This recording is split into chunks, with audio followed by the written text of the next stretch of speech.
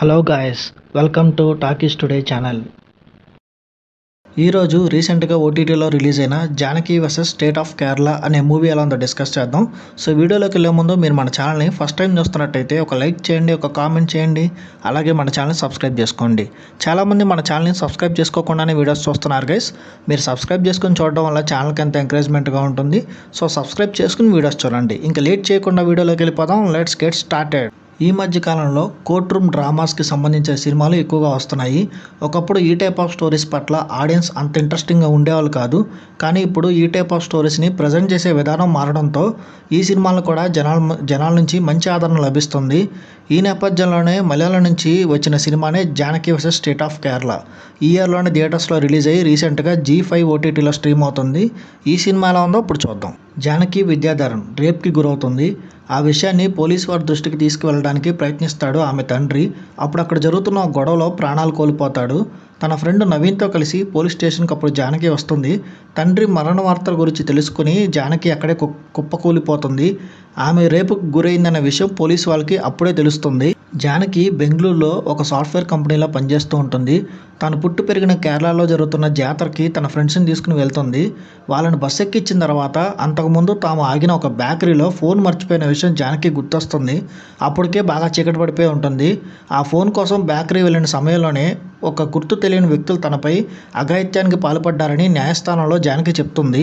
అయితే అడ్వకేట్గా మంచి పేరున్న డేవిడ్ బేకరీ వాళ్ళ తరపున నుంచి రంగంలోకి దిగుతాడు.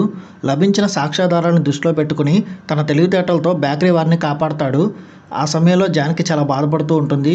అది చూసిన డేవిడ్కి తాను ఎక్కడో పొరపాటు చేశాననే ఆలోచన స్టార్ట్ అవుతుంది. అప్పుడు డేవిడ్ ఏం చేస్తాడు, డేవిడ్ తీసుకున్న నిర్ణయం కథలో ఎలాంటి మలుపులు తీసుకుంటుంది, ఈ విషయాలన్నీ తెలియాలంటే మీరు ఈ సినిమా చూడాలి.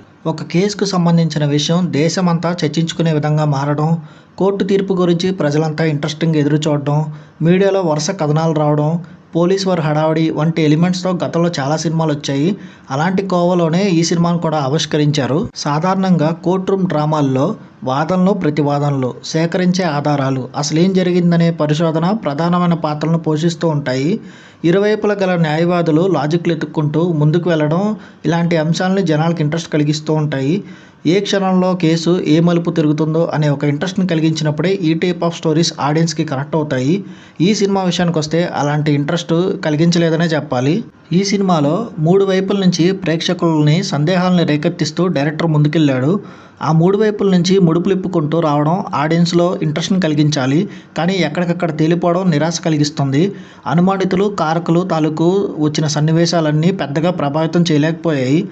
ఈ సినిమా టెక్నికల్ డిపార్ట్మెంట్ చూసుకున్నట్టయితే అత్యాచారానికి దారితీసిన పరిస్థితులు, అందుకు కారకులు, అనుమానితులు, ఆధారాల సేకరణ, వ్యూహాలు, వాదనలు ప్రతివాదనలు వంటి ఎలిమెంట్స్పై డైరెక్టర్ ఇంకొంచెం కసరత్తు చేసుంటే బాగుండేదనిపించింది.